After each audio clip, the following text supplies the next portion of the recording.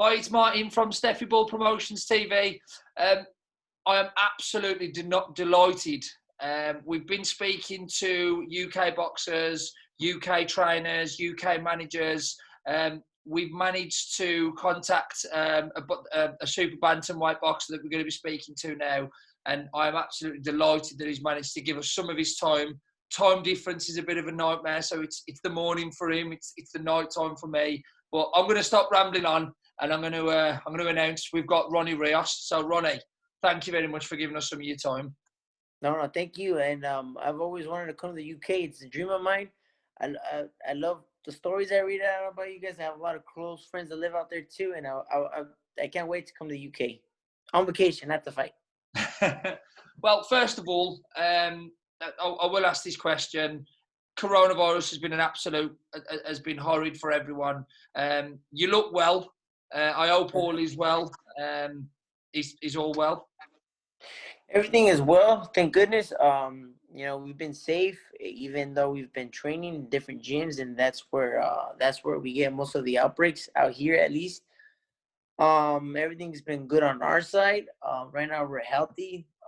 I've been taking my test and I've been passing them, but it just makes it a little bit more difficult to interact with people, I would say, because whenever you go into the streets and you have a mask on, people look at you like don't get near me. Like they don't wanna socialize with you, and it's been hard, because I'm a very outgoing person. Me and you both. Me and you both. But like you said, hopefully the dark days are over and the good times are coming. Hopefully. Hopefully. Ronny, for the UK fans, just give us a bit of an introduction about who you are and how you got into boxing. Okay, my professional current record is 32 wins and 3 losses. I've had some smaller belts, like the WBC silver belt, the WBA gold belt. They're not world champion, but they're a step below. My amateur pedigree was 52 wins and like 6 losses. I had multiple national champions. I was a bronze medalist at the Olympic trials. And I got boxing from a relative of mine. His name is Ramiro Quesada. He's my uncle, and he's been a boxing fanatic since I can remember. And he turned me on to boxing. And at the age of 13 and a half, it was after watching the Chris Oquendo fight versus Chris Bird fight. Oh, Fres Oquendo. I went to the boxing gym, and that's where I met my current coach, Hector Lopez, and we've been together ever since. I've been doing a lot of research on yourself, Ronny. Your amateur career, you was quite the kid in the amateurs.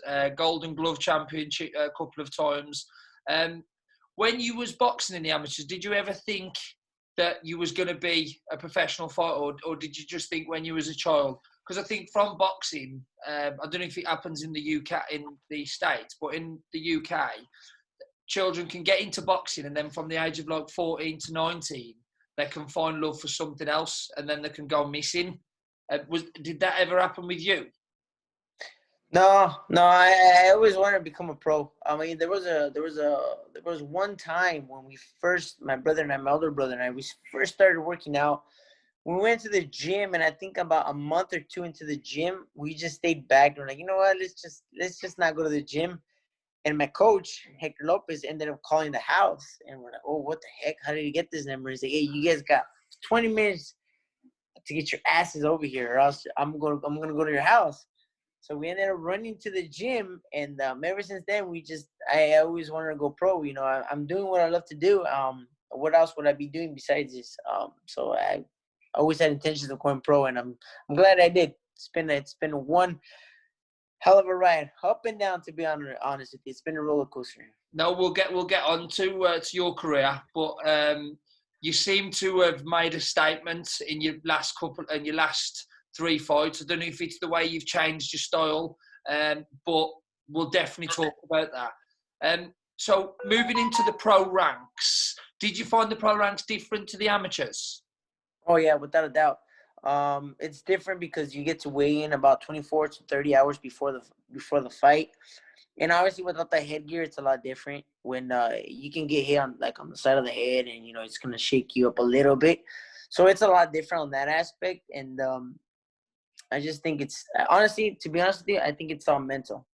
The majority of this sport is mental. If you go out into a fight scared to lose or nervous to lose, then probably you are gonna lose. You just got to go out there confident. Yeah, confidence is definitely the key. And some people think, quite a few people think once they do get a loss, that it's the end of the world. But I can't really say anything because I've never been in that situation. But I always say to them, an L doesn't mean lost; it means learn. And 9 times out of 10, a loss can do you good in your career. So you turned pro. Your first 5 fights, I believe, victory, and then all of a sudden, Golden Boy come calling. Yeah. That's got to be one of them moments where you look in the mirror and you're like, I've actually made this now. I've got Golden Boy coming after me. Was it kind of one of them moments? It kind of was, but at the same time, me especially, I'm talking about me. Growing up, there was a lot of fights that I should have gone out there and been myself, but I think I held myself back, and I think it stalled a little bit because I overthought stuff. Like especially when you're mentioning, when Golden Boy came calling, it was like, oh heck yeah! I remember we went to the office, we saw the belts, we saw the gloves, we saw the magazines, we saw everybody in the office. We're like, oh man, this is real. Like, damn, this is cool. I wish if I could go back, I would embrace it more instead of being too nervous, I would say. So I felt like, yeah, I did. I kind of did. That's when it starts to get real when you're with Golden Boy or with anybody like that with that big of a name, because they give you the opportunities you want. Like Golden Boy, we've been together for 10 years now, and they've always given me the opportunities. Now I haven't lived up to some of the performances I wish I would have, but they've always given me the opportunity. That's why I've always talked good about Golden Boy. I've never had anything negative to say about him.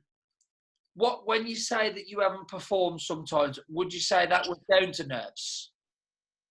Uh, can you repeat that question? When you say that sometimes you haven't performed, would you say that was down to nerves? I think so. I would say yes. Yeah. It's like you said, sometimes them nerves, you have to channel them, don't you? And you have to put positivity on them. Whereas if you sit on them and you sit on the nerves, sometimes it can be a negative effect. But Of sometimes course. probably walking out to a full packed MGM Grand, that's going to give you, if you're feeling negative, then I think all that's probably going to come on top of you anyway, isn't it? So Yeah, it is. I mean, I remember when I fought Jason Velez, I think it was at the Mandalay Bay, if I don't recall. Yeah, I think it was at the Mandalay Bay. I remember it was pretty crowded. It was Mexico versus Puerto Rico, so they had the band, they had everything playing, everything was loud. But at that time, to be honest with you, I feel like it didn't get to me psychologically because I was just there to win. I was like kind of like almost in the zone. Like I wasn't really focused on what people were saying, I don't remember walking out. I just remember going into the fight with the game plan at mind, and going out there and executing that game plan.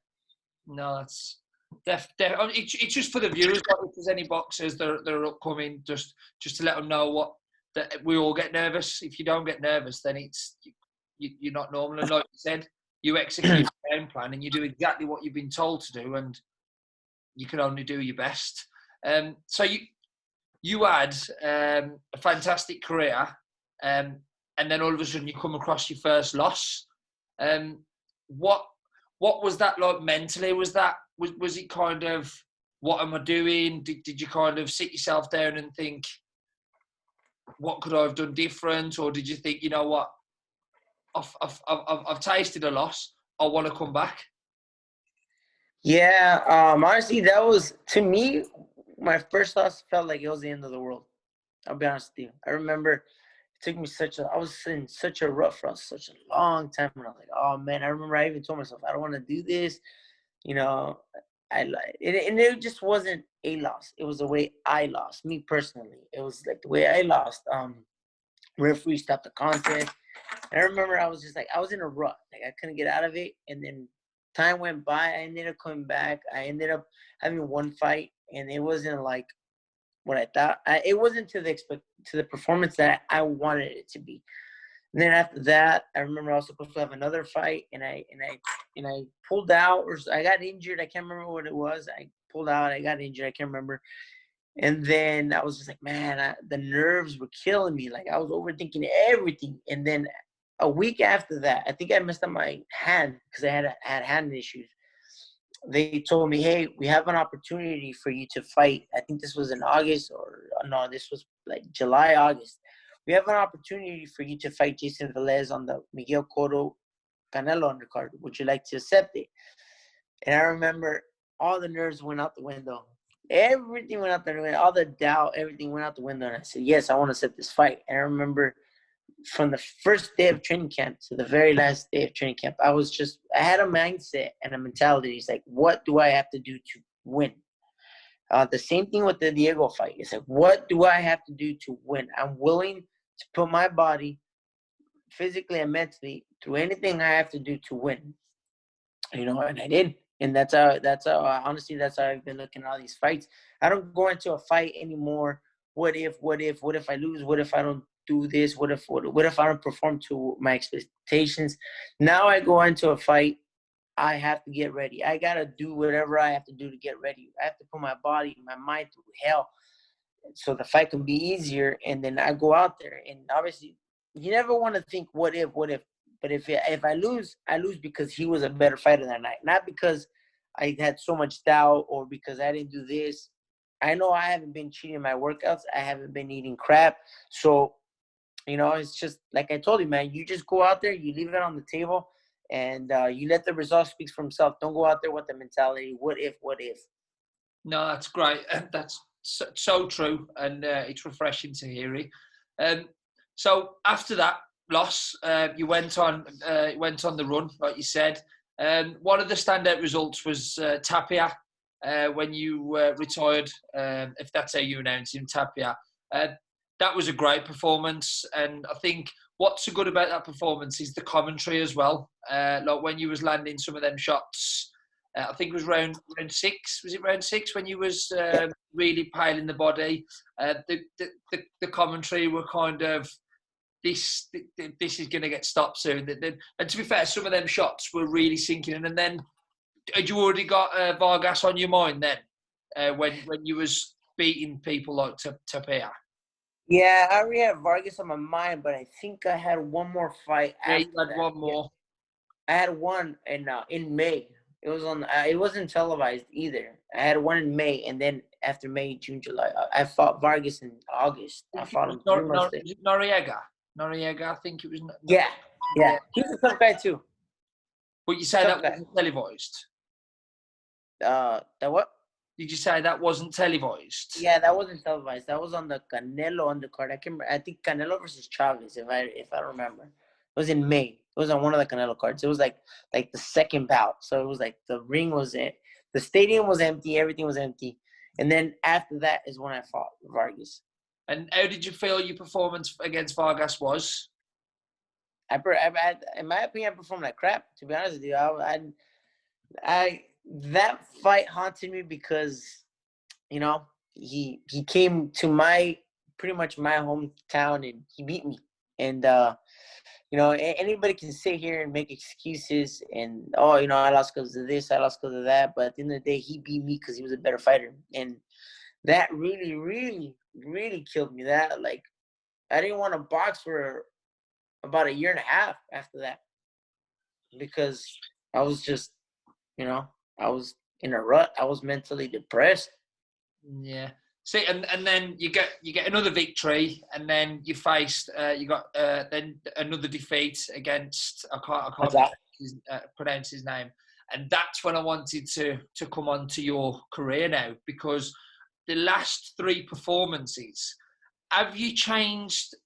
Would you say since you've been getting more experienced? Would you say that rather than tip tap, you sit down on your shots a lot more. Instead of throwing 4s and 5s, you'll throw 1s and 2s, but there's more force in the 1s and 2s than rather than 4 and 5 tip taps. Would you say I'm bang on there? Yeah, you're on about that. Even in sparring, there's times like now in sparring now where I'll land like a good 2, maybe 3 shots, and they're landing, and I continue to throw, but it's all arm punches. It's useless. I don't want to just throw arm punches. I want to throw punches that are gonna hurt. So I try to stick to 2, maybe 3 shots to confuse my opponent. But anything above anything above 3 punches for me turns into arm punches. So it's all useless, to be honest with you. Yeah, so it's more sit down on your shots. That's like the big change from moving from amateur to the pro games, isn't it? Where you sit down on your shots a lot more. And then, did you think that your Golden Boy contract was going to be over when you beat Oscar's cousin, or was it his cousin or nephew? No, not at all. I know it's business, not at all. I just thought I never really put any thought into what comes afterwards. I just, like I told you, I had such a strong mindset. What do I have to do to win? That was the only thing in my mind. That's like now. It's like, what do I have to do to win? I literally go to the gym now, like yesterday, the day before yesterday. I go to the gym, and they literally have to kick me out of the gym because I'm not kidding. I'll be working out and I'm like, hey, you know what? That's it. You got to spar tomorrow. Oh, hey, you know what? You did too much. Like, okay, yeah, go home. Or everybody will be like waiting for me to finish. Like, come on, man, hurry up. We're hungry. No, that's great. What would you say after the De La Hoya fight? Did you speak to Oscar? Did he say anything to you, or? He wasn't there that day. I haven't spoken to him since. Maybe I've seen him, but it's so weird when I see Oscar. It's just a hi and bye. It's not like, we talk or anything. The one person that I do talk to a lot from Golden Boy is Robert Diaz. That's who I talk to. I interviewed Robert Diaz about 4 weeks ago, and I think the interview lasted for 49 minutes. And I'm being totally serious now. I could have made that interview last for another 2.5 hours. I was just mesmerised about his stories, and like I said to you, just how open he is. But he's such a great guy, and I think that's how it's led for me and you speaking. Due to coronavirus, that, I believe, would you say that's stopped you from fighting Brandon Figueroa? I don't think so. I don't think it was a coronavirus. I think it was him and his team. To be honest with you, there's so many fighters. Happened though, didn't it? It's been it's the board have requested it, haven't they?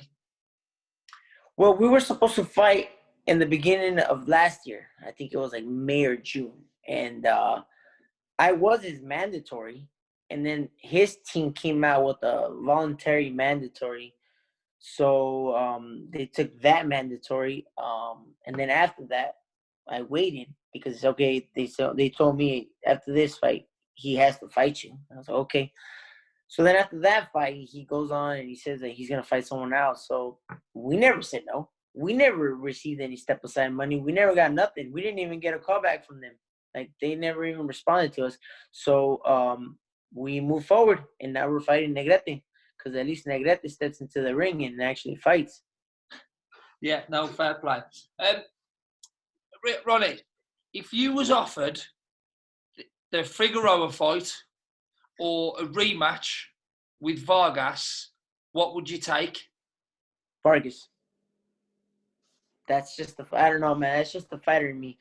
As a fighter, when somebody beats you, you wanna get that point back. You wanna redeem yourself, and you not just to prove people wrong, but to prove to yourself that he wasn't better than me. And that was one of the things that really just killed me. It was like, oh man, he beat me. So I just, obviously that would be the most important fight in my career, is that fight, the rematch. But you say that you didn't perform, but or you wasn't up to the standard, but you went 12 rounds. So if you still went the distance, so what would you be like if you did perform? And I bet that's what you're telling yourself, aren't you? That That's how Yeah. you know deep down in yourself that if you performed, because Vargas is a great fighter. As I was speaking to McDonald from Doncaster, he fought him just before you fought him. So there could be a potential fight in the future. McDonald from Yorkshire. You say you want to come to the UK? I mean, honestly, one fight at a time. But I would love that fight. That would be a good fight. I would love to do that fight. But like I said, right now we're just focused on Negrete. And if let's just say everything goes good and we do that fight does happen in the future with McDowell, I would like to stay in the UK for an additional week after the fight, just to And would you come just to to enjoy the scenery. And would you come to Birmingham to meet me? I would like to check out everything. I would like to check out London, Brighton. I have actually met a couple of people from like those areas, and they tell me where to go and stuff. So I would love to. I'm a fighter and everything, but I would love to check out a pub or two. No, that's too bad. Who would you say is pound for pound at the moment? At the moment, there's a couple. I would say Tyson Fury's up there for sure. Tyson Fury's up there. Canelo's up there. Um, you know, Terrence Crawford's up there too. Spence is up there. Who wins between them two? Spence and Crawford. That's a good one. I would love to see that fight. I don't know. That's a good fight though. I would love to see that fight. That would be an entertaining fight. Yeah, I think it's an unbelievable fight, but I still think Terence Crawford is underrated. I still think there's people out there that don't think Terence Crawford is the real deal. I think he's a real deal. I just think a lot of opponents don't want to fight him. Yeah. Yeah. What have you done to Kell Brook? Kell Brook, in my opinion, when I saw Kell Brook fight Sean Porter, I was like, man, this guy is freaking good. I was like, this guy, honestly, as a fighter, I think him and his team made a mistake by going up to 160 and fighting Triple G. I think that took a lot out of him because of his eye and because of he was a naturally bigger guy. I think Kell Brook, if he would have stayed at 147, oh my gosh, he would have been pound for pound right now. Yeah. Maybe 154. I think I might get slated for this, but when Kell Brook fought Errol Spence, Kell Brook was winning up to round 6 until his eye went. He was outboxing Spence. That what? I thought Kell Brook was outboxing Spence up until round 6. Yeah, I mean, Kell Brook, when I saw him fight with Sean Porter, man, his technique was flawless. His footwork was good. His punching power was good. I was like, this guy is a really, really good fighter. And then, obviously, him and his team made that mistake of going up to 160 and fighting Triple G when even 160 pounders didn't want to fight Triple G. He went up for 147. He skipped 154 to go fight an opponent that a lot of people, even at his weight class, were scared to do. Yeah. The thing is, sometimes that talks money. It does. That talks, or just like people, a lot of fighters not wanting to fight you. Maybe that's why he also did that too, because he probably couldn't secure fights at 147 that he wanted to. I think it's the fighter inside you as well. Once you get offered a fight, you probably don't consider it until you see them on the scales, and then you think, big ease. Yeah. I mean, obviously, as a fighter, you want to try and capture as many world titles as you can at different weight classes. So I probably wouldn't, me personally, I wouldn't have made that move just because I would have wanted to unify 147 and then 154 and then after that 160. Yeah. There's a big UK fight happening this year, potentially. Heavyweight, Anthony Joshua versus Tyson Fury. Do you follow the heavyweight division at all? Yeah, I do. I actually do. I was actually watching the documentary on DAZN for Anthony Joshua yesterday. Okay. Who have you got? You know what? People, you're probably getting a mad at me, but I'm going to have to go with Tyson Fury. Tyson Fury. Okay. Yeah. Is that just because I think he's the number one heavyweight right now, in my opinion. I think he's the number one heavyweight. Yeah, I think it'd be a great fight. I think Joshua's got a lot more chance than what people give him, but I think it will be a great fight. There was a fight last November. The legend of America, Mike Tyson versus Roy Jones Jr. Yeah. Battle of the Greats. Apparently, I did ask this Robert. He didn't give me. He said he was in training. What's your thoughts on Oscar De La Hoya comeback? You know, a lot of people keep mentioning that, and honestly, if he wants to come back, I don't see him why not. The only thing I would say, and I hope they don't hold this against me, is how has Oscar De La Hoya's body um held up since he retired? You know, because a lot of fighters, they're able to come back due to how they take care of themselves outside of the ring. How he did it, I don't know. We all know that he had a rehab stint, so I don't know how his body's going to perform. If his body can obviously, you know, keep up those 12 hard rounds, then I would say yeah. But if not, it's a whole different thing. I mean, right now at 31, I feel a lot better than I did in my early 20s. So I don't know how you would feel at 47. See, yeah, no. But the thing is that the likes of Mike and Roy Jones Jr. and especially Mike, he was out the ring for 23 years.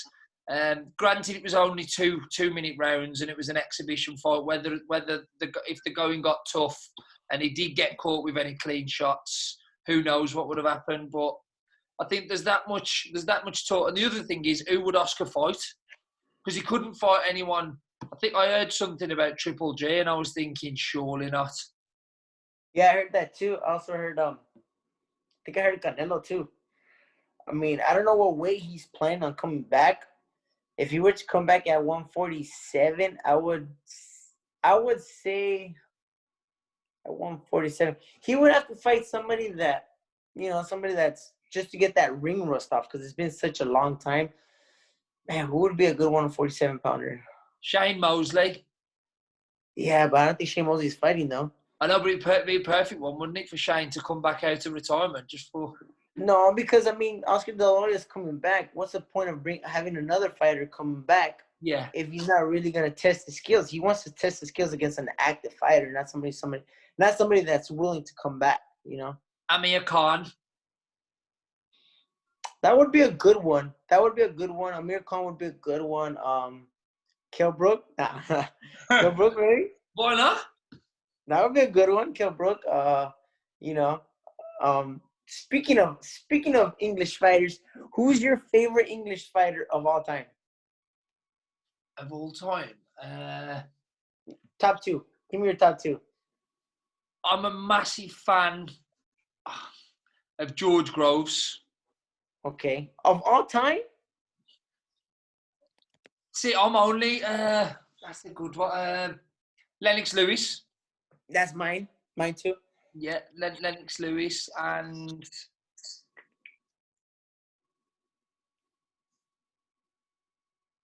Ricky Hatton. Probably Ricky Hatton because... Yeah.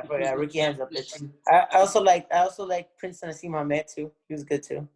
Yeah, that's true. But I think Ricky Hatton because when I think Ricky Hatton because of the Mayweather fight and the Tizoo, and I just think because of his crowd as well. But Lennox Lewis, I think Lennox Lewis was an absolute legend.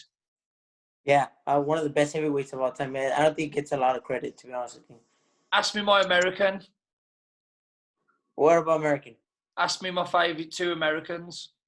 Yeah. Who are your two Americans? Number one, super bantamweight fighter called Ronny Rios. Thank you. I appreciate it, but come on, let's be honest. I have to say Floyd Mayweather. Yeah, he was real good defensively. I have to say that, in my opinion, he was just unreal because he had everything. He had not just the skill, he had not just the defense, the attack, but he also had the mind as well to the business side, which I thought was just unreal. And Muhammad Ali.